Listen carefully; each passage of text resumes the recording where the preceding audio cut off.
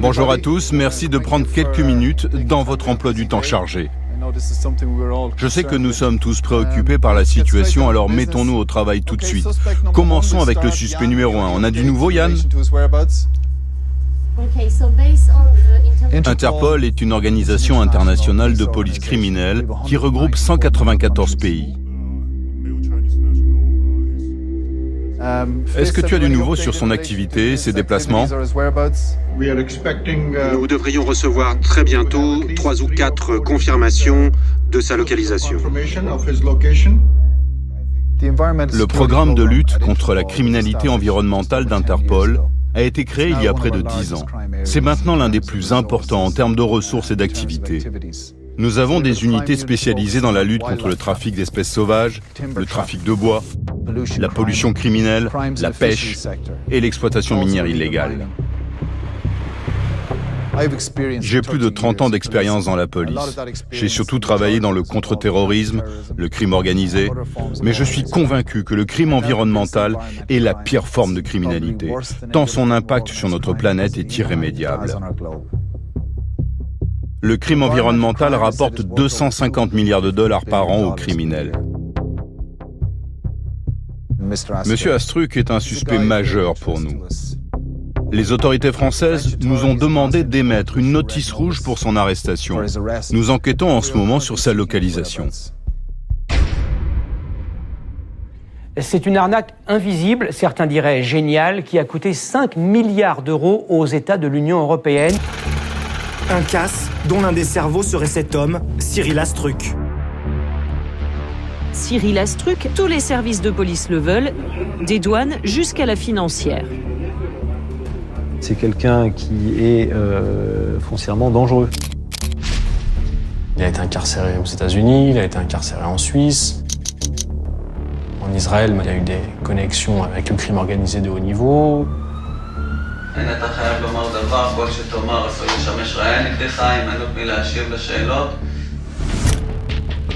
Il se permet même de narguer la police en postant une photo de lui avec cette phrase « Attrape-moi si tu peux ». Alors que les autorités en France travaillent à fond sur le dossier, on voit Cyril Astruc faire la fête avec des oligarques russes. Il a la belle vie. Cyril Astruc est surnommé l'homme aux milliards d'euros. Et cet argent échappe à la lutte pour l'environnement. La mafia du CO2 Faisait sauter la banque sans sortir une arme. C'est un crime environnemental majeur. Ils nous ont fait perdre des années dans la lutte contre le réchauffement climatique. Cyril Astruc est recherché par Interpol. Il est visé par un mandat d'arrêt international pour escroquerie et blanchiment d'argent en bande organisée dans l'affaire du carbone.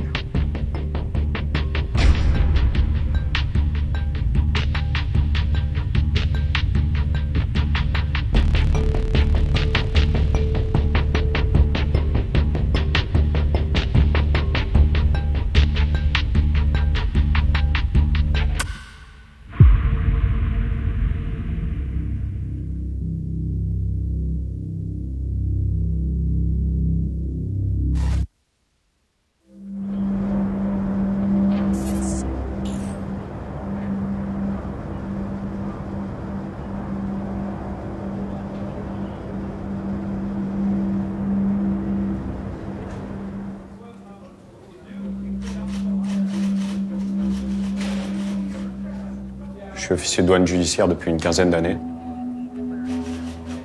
La mafia carbone. Pour nous, il faut savoir que ça a presque été 10 ans d'enquête. Une longue traque financière et une traque physique.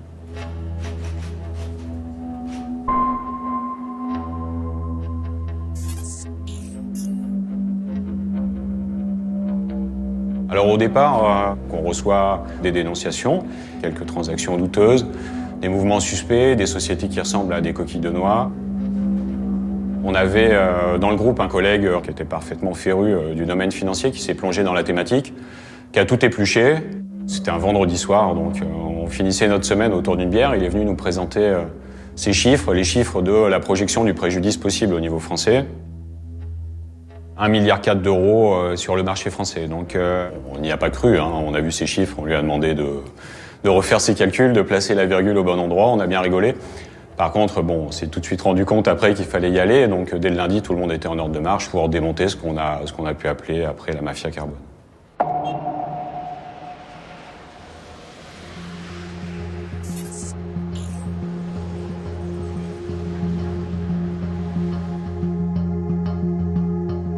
L'histoire du carbone, c'est l'histoire des affranchis de Martin Scorsese, qui a décidé de s'emparer du droit à l'environnement.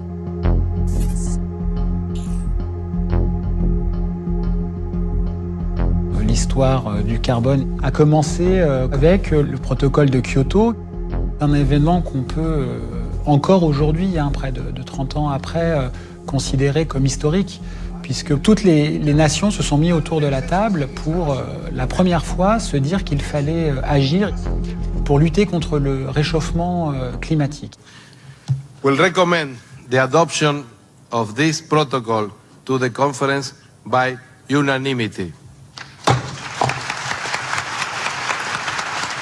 Union européenne, Japon, Canada, la plupart des pays industrialisés s'engagent à diminuer de 5% par rapport à 1990 leurs émissions de gaz à effet de serre. C'est la première fois qu'à l'échelle terrestre, on tente d'infléchir l'influence de l'homme sur le climat de la planète. Les États ont pris conscience que nous allions tous dans le mur, qu'on était grosso modo foutus si on ne faisait rien pour polluer moins.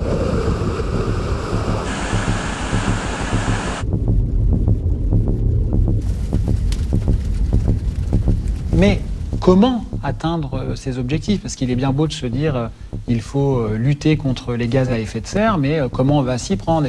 Et là, il est décidé de créer une sorte de bourse carbone, de Wall Street environnementale, où vont se négocier des quotas. Le principe des quotas carbone est un principe assez simple. Les entreprises, elles ont un quota, un nombre de kilos de CO2 qu'elles peuvent émettre annuellement dans l'atmosphère. Et si elles n'atteignent pas ce quota autorisé, elles peuvent le vendre sur une bourse créée à cet effet. Et ceux qui polluent trop peuvent acheter des quotas à ceux qui polluent moins. 23,35 € la tonne. Depuis ce matin, le gaz carbonique a un prix et il est même coté en bourse. La bourse du carbone à Paris. 3000 entreprises européennes ont des plafonds d'émissions. Chaque jour, elles achètent et vendent des tonnes de CO2 sur ce nouveau marché financier. Alors, au départ, c'était une bonne idée, puisque c'était une bourse verte. Mais les gens arrivent à s'infiltrer là-dedans en montant des sociétés fictives dans les paradis fiscaux pour négocier des quotas d'émissions de CO2. Et on peut acquérir des quotas hors taxes à l'étranger, puis les revendre à des sociétés françaises TTC, la TVA devant être versée à l'État, ce qui n'a jamais été fait. Et donc, à l'échelle de ce qu'est la vitesse de la transaction numérique, ça fait des centaines de milliers d'euros de gains par jour. En quelques mois, il y a des sommes astronomiques qui ont été prises au préjudice de l'État français. En Europe, ça a été estimé, bien qu'on puisse penser qu'on est un peu en dessous de la réalité, à 5 milliards d'euros. Et donc, cet argent échappe aussi à ce qui permet de financer l'un des nouveaux enjeux du siècle et des siècles à venir, c'est la lutte pour l'environnement. La fraude a tué le système, a tué le système dans l'œuf. Donc c'était un système qui était devenu entièrement vérolé, donc qui n'avait plus aucun effet en termes écologiques. La fraude à la taxe carbone, une affaire que l'on a surnommée le casse du siècle. L'argent s'est envolé et une question demeure. Qui a braqué la banque environnementale? Derrière l'escroquerie carbone, il faut des dizaines, voire des centaines de sociétés. Les flux financiers circulent à travers le monde en un temps record et rend ce blanchiment parfaitement opaque pour nous et multiplie les étapes qu'on doit franchir pour retourner au bénéficiaire final. Il y a toutes les plateformes offshore, donc on avait le Luxembourg, la Suisse, la Lettonie, Chypre, évidemment Hong Kong, Singapour, Dubaï, Panama, les îles Vierges britanniques. Donc à chaque fois qu'on a une société, il faut des noms. Donc on a des gérants de paille, des prête-noms. En général, ça va être des gens dans une situation économique précaire, mais sur lesquels on a un petit levier quand même, parce que ces gérants de paille sont les représentants officiels des sociétés sur lesquelles on envoie des fonds.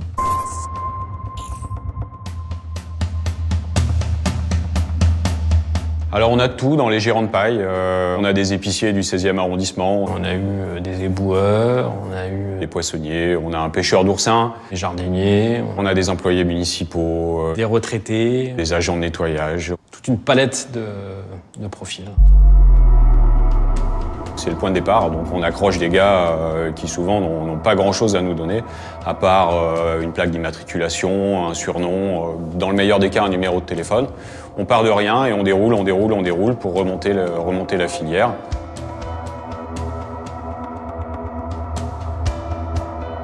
Et puis, au gré de nos auditions, avec d'abord les gérants de paille, les lieutenants et puis les premiers escrocs qu'on a arrêtés, le nom de Cyril Astruc revenait tout le temps. Certains l'avaient côtoyé, d'autres pas. C'était la légende.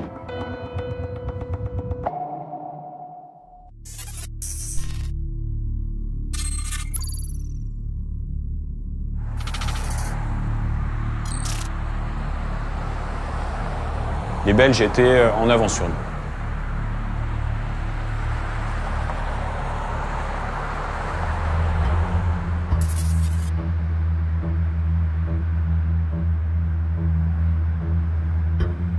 Tous les services d'enquête en Europe parlaient de ça. En Belgique, l'année de la fraude carbone, la perte calculée s'élève à 79 millions. Il a probablement fait la même chose en Allemagne. On a des éléments pour dire qu'il a fait la même chose en Espagne. Ça fait beaucoup de pays.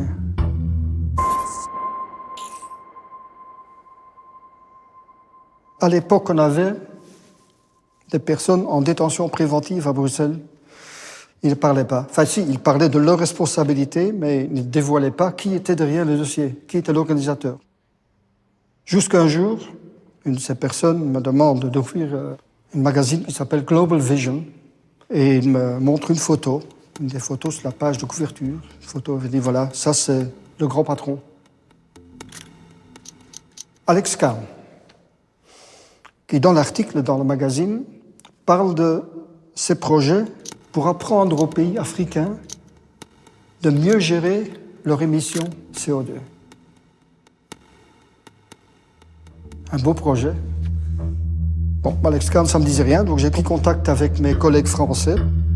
Mes collègues français ont rapidement répondu « Oui, en fait, c'est un alias pour Cyril Astruc ». On avait aussi des enregistrements de transactions au carbone qui se passaient par le courtier en investissement. On avait deux frères qui ont passé pour 400 millions d'euros de transactions. Un des deux frères s'appelle Franck. Bonjour, monsieur Jean-Frère, comment allez-vous? Ça va et vous? Vous pouvez m'appeler Franck. Franck, ok. Le marché, on est où là maintenant? Là, on achète à 13,51 et on vend à 13,48. Et quoi en volume là? En volume, on est à 258 000 tonnes d'échangés. Ouais, d'accord. Bon, on va commencer. Bon, on va faire les 100 000 déjà à 13,28 déjà. On commence déjà la journée. Ok. Merci. Donc, on avait ces enregistrements-là et j'avais de l'autre côté ce nom, Alex Kahn, Cyril Astruc. Donc, j'ai trouvé un numéro de téléphone apparemment lié à Alex Kahn. J'ai pris mon téléphone, j'ai appelé. Bingo, je tombe sur Alex Kahn. Monsieur Kahn, bonjour. Vous avez un peu de temps pour moi pour discuter de... Je vous écoute. Vous n'avez pas eu contact avec les traders dans le cadre des activités de trading dans les certificats CO2? Jamais. Non, ça me dirait du tout. Et votre ancien nom, c'était... Les Français ont dû vous le dire. Cyril Astruc. Cyril Astruc, oui, d'accord. J'avais besoin de 5 secondes pour comprendre que cette voix que j'avais au téléphone, la voix d'Alex Kahn, était bien la voix de Franck au téléphone. Vous pouvez m'appeler Franck. Donc, un grand pas en avant dans l'enquête, et ce qui a permis de délivrer un mandat d'arrêt international contre Alex Kahn, Cyril Astruc.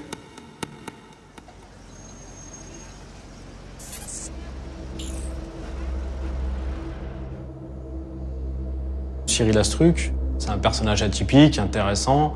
Il a d'abord fréquenté des gens qui étaient liés dans le milieu des stupes en France, parce qu'il y avait une première condamnation. Il a été incarcéré aux États-Unis, il a été incarcéré en Suisse. En Israël, manifestement, il a eu des connexions avec le crime organisé de haut niveau.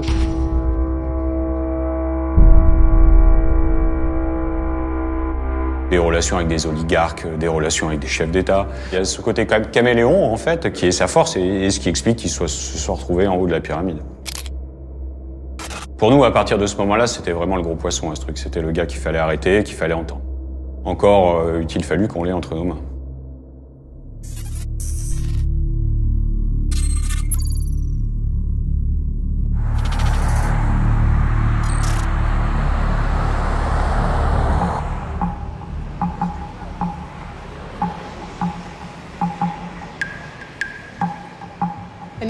Je m'appelle Emmanuel Elbaz Phelps, je suis journaliste d'investigation.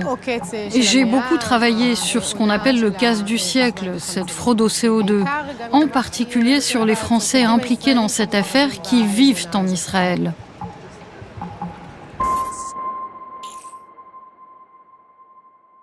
Alors que les autorités en France travaillent à fond sur le dossier, ici en Israël, Cyril Astruc apparaît à la télévision.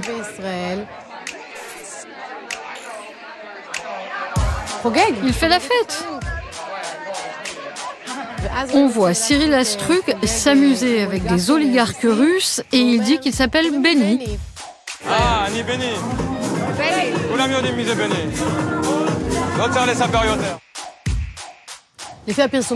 À l'époque, il est propriétaire d'une boîte de nuit, le Byblos, d'un bar, le Gainsbar.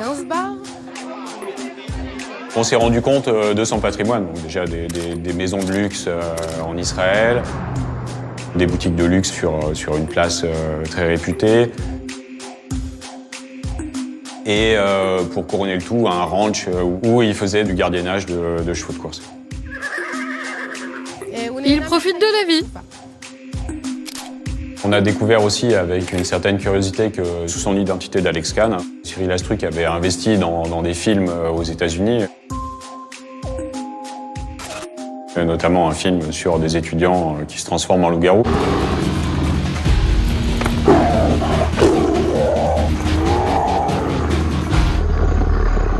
On n'était pas au sommet du 7e art. Et puis on a pu retrouver des photos de la bar mitzvah qu'il a organisée pour son fils.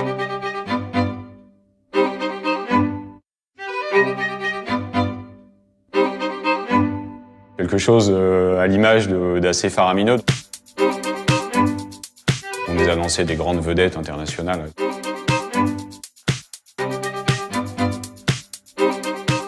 Eyal Golan, c'est une personnalité très célèbre.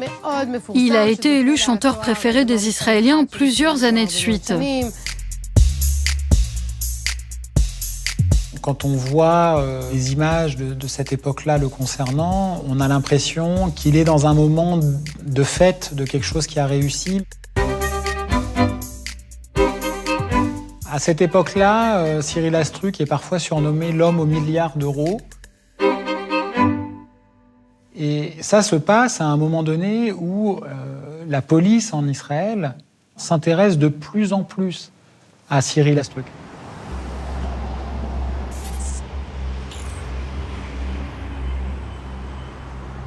En 2012, il y a un accident de voiture au cœur de Tel Aviv sur la place d'Izengoff. Et l'un des véhicules impliqués est une Ferrari. À l'intérieur du véhicule, Cyril Astruc. Quand il sort, au moment de faire le constat, ça commence à s'engrainer avec les autres conducteurs du camp d'en face, entre guillemets, des passants, obligé de plus ou moins s'interposer, et la police qui débarque et l'interpelle à ce moment-là.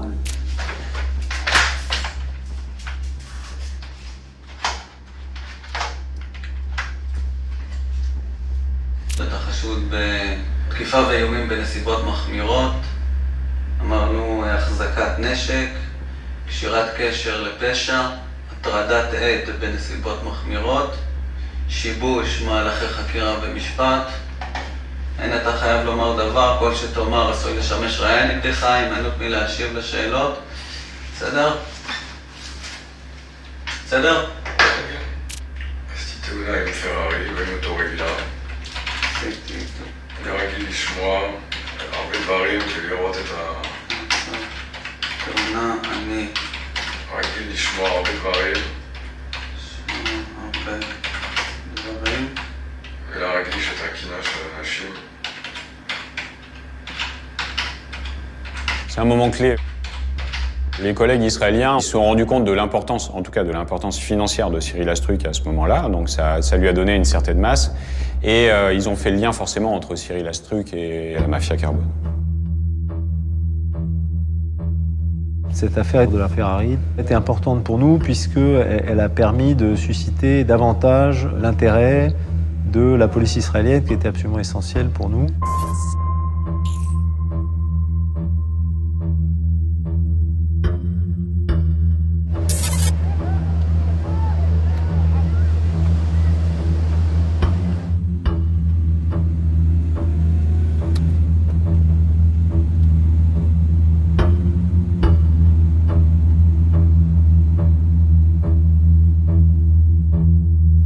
Alors il y a deux espèces de molosses à l'entrée qui signent déjà qu'on n'est pas chez n'importe qui.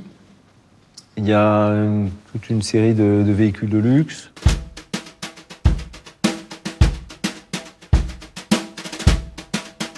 On découvre une villa qui est un peu la caricature de ce que pourrait être le rêve du nouveau riche. C'est le type de villa peut-être qu'on voit dans des émissions de télé-réalité. Tout brille, tout est grand. Il y a à l'entrée un tableau assez gigantesque aussi qui les représente en train de jouer du piano. Et il est éclairé par la lumière divine et on le voit acclamé par la foule, voilà, concentré sur son piano. Bon, voilà.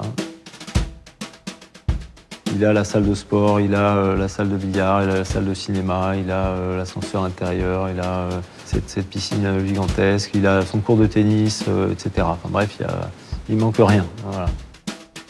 Il faut quand même avoir en tête qu'Israël, c'est un tout petit territoire. Hein. Donc chaque mètre carré coûte cher et lorsqu'on a beaucoup de mètres carrés, c'est évidemment qu'on est particulièrement à l'aise. Hein. Au total, il y en a pour 15 millions d'euros. Cette perquisition, effectivement, c'était un point de bascule. Cyril Astruc, il fait mine de coopérer d'une certaine façon puisqu'il accepte de répondre aux questions. Et il est convoqué ensuite par le juge d'instruction à Paris.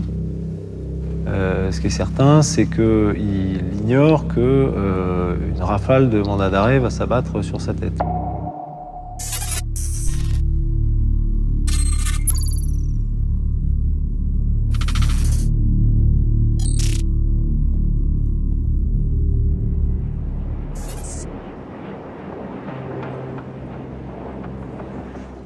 Dans la nuit, je reçois un coup de fil qui me dit qu'Astruc est dans l'avion et sur le retour pour Paris, donc en provenance d'Israël.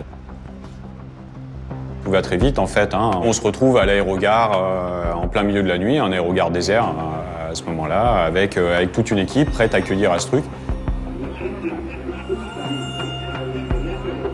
Forcément, on était un peu tendu, on était un peu fébrile. Hein. C'était quand même le gars qu'il fallait arrêter.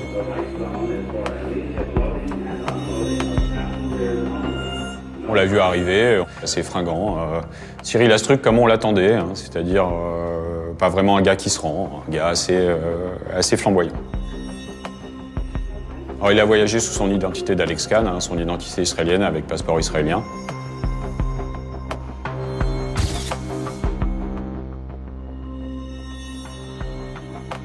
Il repart entouré des policiers.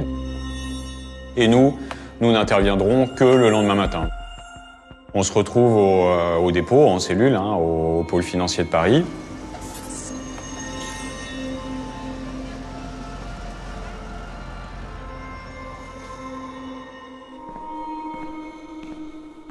Donc là, je l'ai interrogé.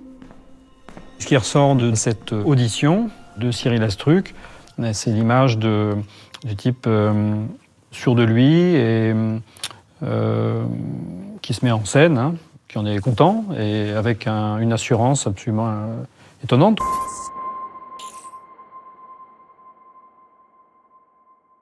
J'avais effectivement jamais vu ça, mes collègues non plus. Il y a un moment, il y a eu 13 avocats, 12 ou 13 avocats. Donc c'est le côté show-off un peu de... Voilà.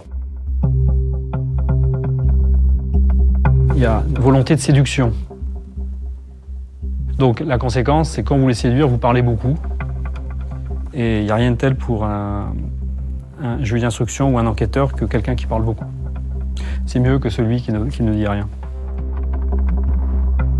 Il va vous expliquer immédiatement que on fait fausse route, d'une part, que tout ce qu'on peut imaginer sur lui n'est pas vrai. Il a quand même soutenu pendant toutes les instructions qu'il était complètement étranger à ses affaires de carbone, que certes il avait fait de la TVA dans la téléphonie, mais qu'il n'avait jamais été impliqué dans ses affaires de carbone. Et ensuite, il est mis en examen et placé en détention provisoire.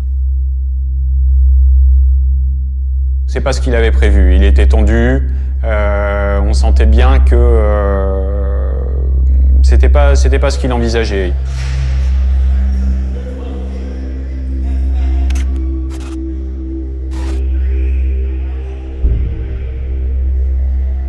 Il se retrouve à Fresnes où, quelques temps plus tard, sort un article de presse intitulé « L'homme qui valait 100 millions ». Ce qui peut être quand même très inconfortable en détention. Et donc Cyril Astruc a été mis à l'isolement en détention. Parce que je pouvais se sentir menacé par d'autres personnes qui pouvaient en avoir après son argent.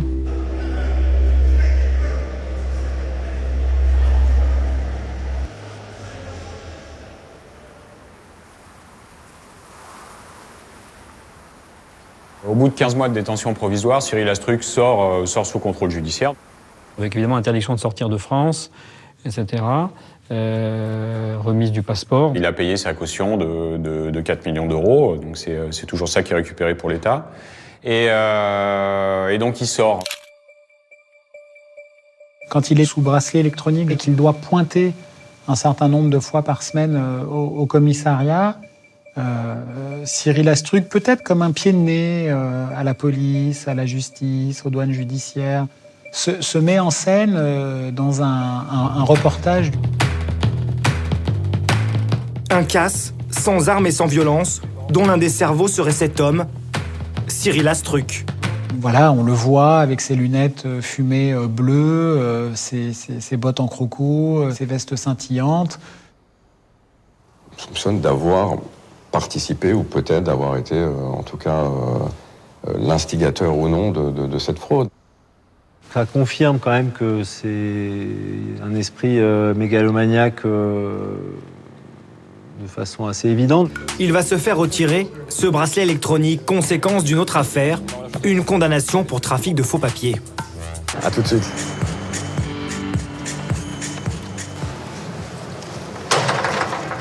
Délivré, livré. Je ne crois pas qu'il y ait beaucoup de détenus qui mettent en scène de la sorte le retrait de leur bracelet électronique. Rapide quand même, non? La dernière grille pour le moment. Voilà. Hop. On voit encore la trace, c'est tout. Il y aura toujours une trace. Ouais, ça énerve, bien sûr. Ça énerve de voir cette espèce de sketch qui, si on ne le décode pas, dit voilà, vous comptez rien, quoi, vous êtes rien. Ça, c'est de la com, c'est du showbiz, c'est pas l'enquête.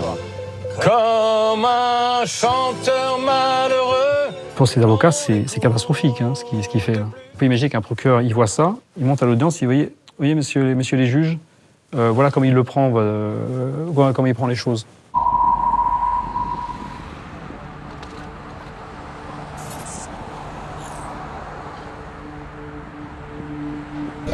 Dans le prétoire ce matin, retour sur le casse du siècle, la fraude à la taxe carbone. Cyril Astruc et ses complices sont accusés d'avoir détourné 900 millions d'euros de droits carbone. En 2017, quand s'ouvre le procès de Cyril Astruc dans le CO2, Cyril Astruc se présente au premier jour du procès, puis ne s'y présente plus. Donc le deuxième jour, Astruc ne se présente pas au procès.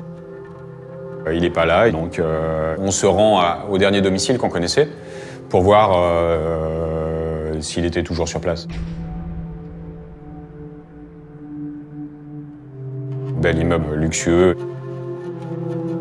Le gardien, les voisins, etc. nous apprennent que le gars qui arrivait et partait toujours avec un système de sécurité et des gars qui le surveillaient. Et puis là, depuis quelques temps, qu'il n'y a plus de meubles, il n'y a plus rien dedans, donc c'était quand même parfaitement organisé. Cyril Astruc a été condamné à la peine maximale de 10 ans d'emprisonnement, 2 millions d'euros d'amende et des peines de confiscation, notamment de cette fameuse villa. Après, il a disparu alors qu'il n'aurait pas dû pouvoir quitter le territoire français. Est-ce qu'il a utilisé une autre identité? Je ne sais pas. Est-ce qu'il a pris un gros bateau? Ça, j'en ai aucune idée. On ne sait pas comment Cyril Astruc a quitté le territoire. Hein. Physiquement, alors, il n'a pas pris l'avion, ça, ou alors peut-être un jet privé.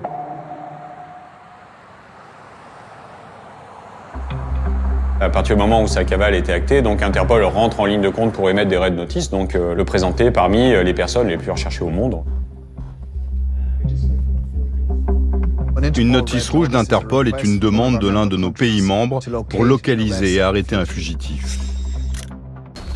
L'un des moyens les plus efficaces à notre disposition, c'est le contrôle de toutes les frontières. Si l'un des fugitifs est repéré, nous serons immédiatement alertés. Nous travaillons avec les 194 pays membres d'Interpol pour essayer de localiser M. Astruc. Donc bon, forcément, il se doutait bien que j'étais au courant qu'il avait pris la fuite. Et il envoie un mail où il s'excuse, où il met en avant son besoin de partir.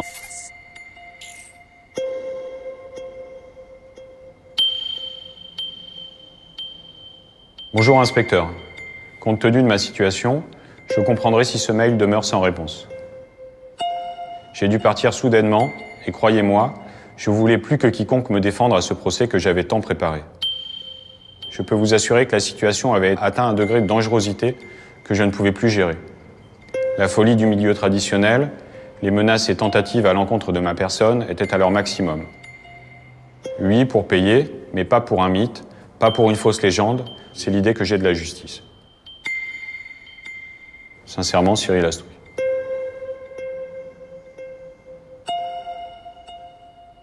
Cyril Astruc avait peur de ce qui se pouvait se passer en France. Hein. Il y a quand même eu quelques meurtres dans le milieu du carbone, autour des affaires carbone, donc il avait peur à juste titre. Hein.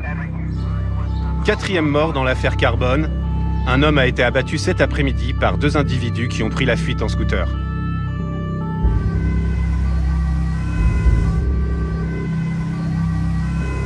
Le sang coule dans l'affaire carbone.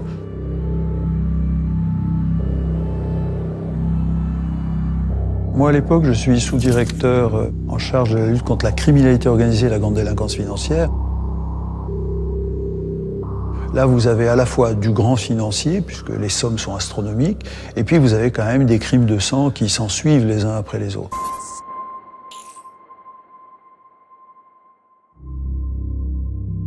L'une de ses victimes s'appelle Sami Souyed.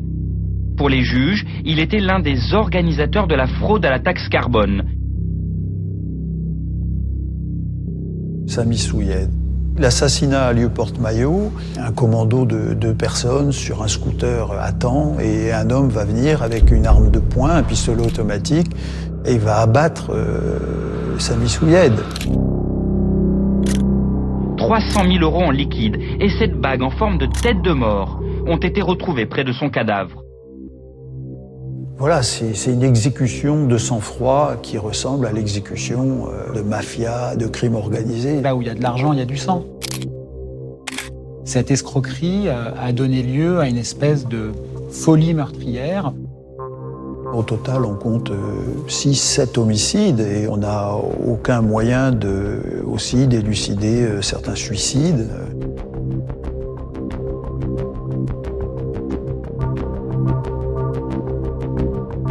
À cette époque, Cyril Astruc peut faire tomber beaucoup de monde. On comprend qu'il reçoit beaucoup de pression. On sent une crainte pour lui, mais aussi une crainte pour sa famille. Je me souviens bien effectivement de textos, je crois de mémoire, qui étaient adressés directement sur le téléphone de son épouse même.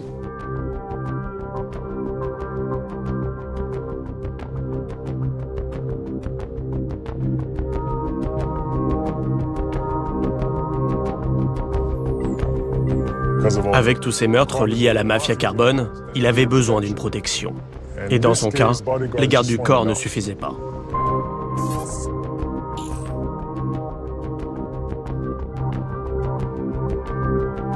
Monsieur Kahn, alias Monsieur Astruc, a pris la route depuis Paris jusqu'à Monaco. Et il a probablement pris un yacht jusqu'à Tel Aviv.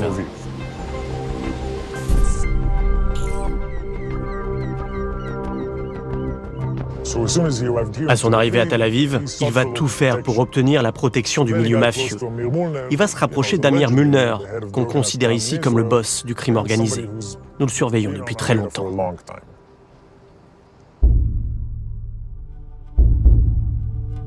אמיר מולנר, למי שעל פי המשטרה, מוביל את ארגון הפשע המסוכן בישראל. Mulner a été mis en cause dans des affaires de trafic de drogue, d'assassinat et dans une tentative de meurtre à la voiture piégée. כך התפוצץ רכבו של פרקליט במחוז תל אביב. זה שאחראי על תיקי ארגון הפשיעה של מולנר.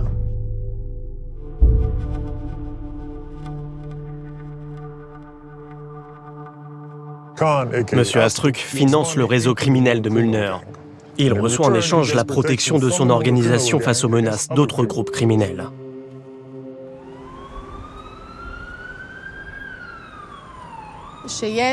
Il ne faut pas oublier qu'il y a à peu près une dizaine de criminels impliqués dans le casse du siècle, la fraude au CO2, qui vivent ici, en Israël, en toute légalité. Ils ont aussi la nationalité israélienne. C'est un détournement total de l'Aliyah, le retour des Juifs en Israël. Ils viennent trouver refuge ici, mais en réalité, ils fuient les poursuites de leur pays. Je peux vous donner les noms et adresses d'au moins 8 personnes condamnées en France, mais qui vivent dans un luxe indécent ici.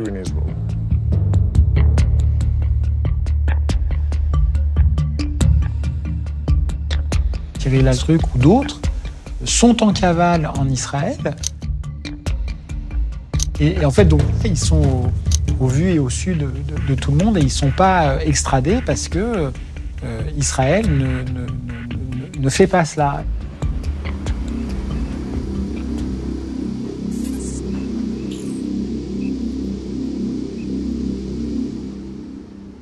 Israël, comme d'autres pays, n'arrête pas les fugitifs sous prétexte qu'ils sont sur la liste rouge d'Interpol.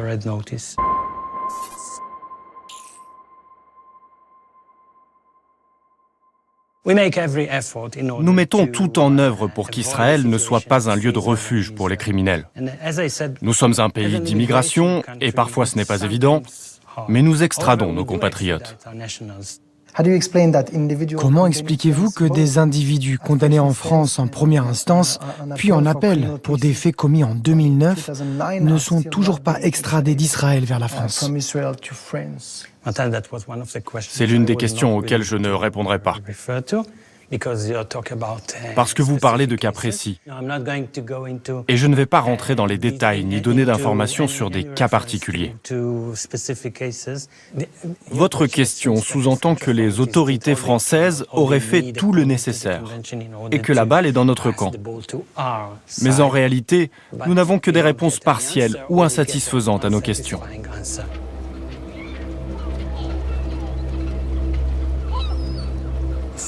Officiellement, ces gars n'ont rien fait d'illégal ici. Donc ils ne sont pas une priorité pour les autorités israéliennes. Et ça, je ne peux pas l'accepter. Voilà pourquoi je vous parle. Mes supérieurs ne vous le diront jamais, mais tout ceci est inacceptable.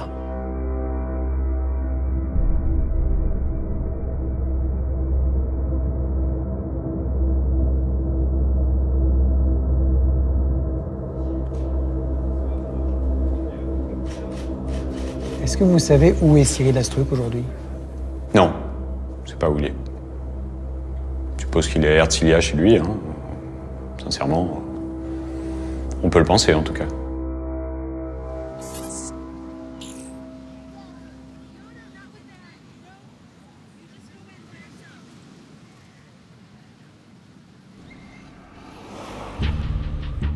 Dans ce quartier UP, il y a une communauté de Français qui sont connus pour avoir été parmi les acteurs du casse du siècle, et on les appelle, là-bas, les CO2. Voilà, bon.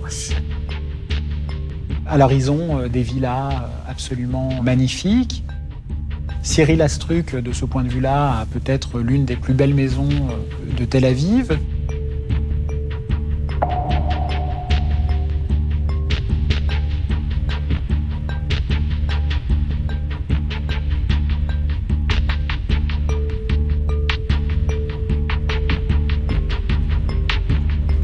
Un endroit, il n'y a pas de monde, tu comprends ce que je veux dire ou pas?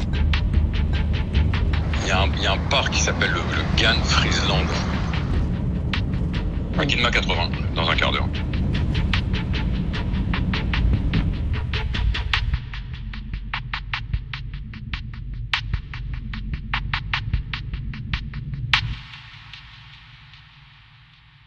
Moi, je nie toutes les affaires sur lesquelles je suis mis en examen. J'étais en tout cas mis en examen en France. Ils ont arrêté tout le monde. Mais quoi? J'ai tapé 2 ans, j'aurais laissé 20 millions de caution. Ils te cherchent pour plus que ça. Ils peuvent après triper autant qu'ils veulent. Et moi, je cherche... tu vois ce que je veux dire ou pas? Je cherche le Graal. Oui, un acharnement, oui. Par rapport à une personnalité, par rapport à... je sais pas quel est leur délire après dans leur truc. Mais oui, il y a un acharnement. Quoi qu'il arrive. On le sait, c'est pas nouveau, de toute façon. C'est pas un truc... Cette fraude a été une fraude environnementale. Qu'est-ce que tu en dis de ça, toi? Pour moi, l'outil était déjà à la base mal fait. Maintenant, c'est la facilité de dire c'est pas seulement une fraude, c'est un truc vraiment qui a touché tout le monde, qui a fait du mal à tout le monde parce qu'on a touché l'environnement. Non, moi je vois pas en quoi ça nuit à l'environnement en tout cas. Ce qui nuit à l'environnement, c'est tout ce qui nuit à l'environnement. Je veux dire, c'est à un moment donné, je suis pas Nicolas Hulot. Est-ce que tu vas te rendre? Si un jour le PNF décide d'entamer une négociation, je suis prêt à l'écouter, bien sûr. Tu crains pas une mesure d'extradition? Je la crains, mais c'est le jeu, qu'est-ce que je te dise, qu'est-ce que je fasse? D'abord, moi je suis condamné déjà. Ma peine, je la fais en Israël. De toute façon. Moi, de toute façon, quoi qu'il arrive, le PNF ne me verra jamais en France. Je ferai ma peine en Israël. Donc, en tant qu'Israélien, je dois faire ma peine en Israël. Donc, si je dois crever quelque part, je peux dans une prison israélienne.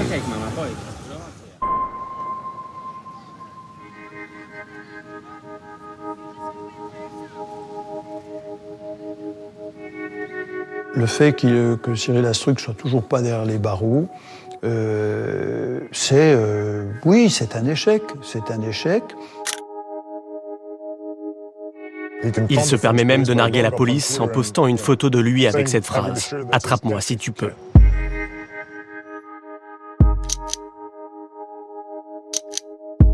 Catch me if you can, c'est l'arrogance. C'est clair qu'il a besoin de ça apparemment. Donc il a besoin de se faire reconnaître, de se mettre en valeur. Catch me if you can. C'est drôle, hein, il est drôle. Hein. De toute façon, c'est un gars drôle. On peut pas l'enlever. Maintenant, il nous fait rigoler, mais on va l'attraper. Hein. On l'a déjà rattrapé hein, dans le passé. Il a déjà passé du temps en prison. Tôt ou tard, il y aura une cloche quelque part qui sonne. La justice ou l'État, c'est une machine. Donc certains peuvent penser qu'on est lent. On est surtout méthodique. Et c'est une affaire de temps. Nous, on déroule. J'ai aucun doute que Cyril Astruc vit très bien en Israël, dans une très belle maison, avec tout ce qu'il veut, mais il n'est pas libre. Il est en Israël, qui est un très beau pays, mais qui reste un petit pays, il ne peut pas bouger, et il sait qu'on est là. Je suis à peu près sûr qu'on reverra Cyril Astruc à un moment ou à un autre.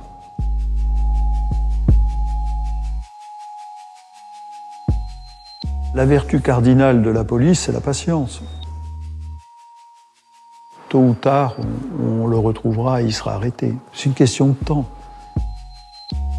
Le personnage qu'il essaye de se construire médiatiquement est un personnage qui est aussi artificiel en fait que la valeur de ses quotas carbone.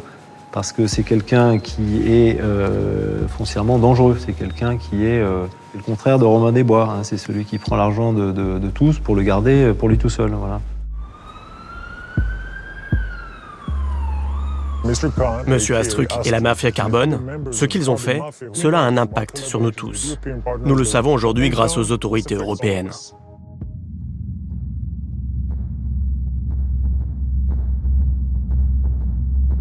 Ce n'est pas du trafic d'espèces, du braconnage, c'est invisible.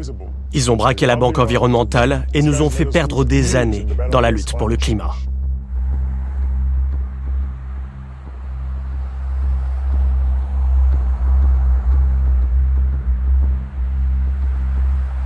De nombreux pays ne prennent pas au sérieux les crimes liés à l'environnement, alors qu'ils le font quand il s'agit du trafic de drogue ou de la traite des êtres humains.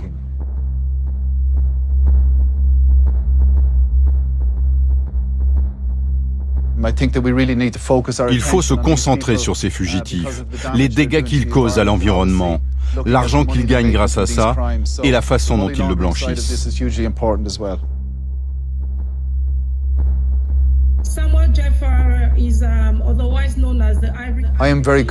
Je suis très confiant. Dans les mois et les années à venir, Interpol aura un impact important dans la lutte contre la criminalité environnementale en arrêtant ces fugitifs, ceux qui détruisent nos ressources naturelles pour s'enrichir.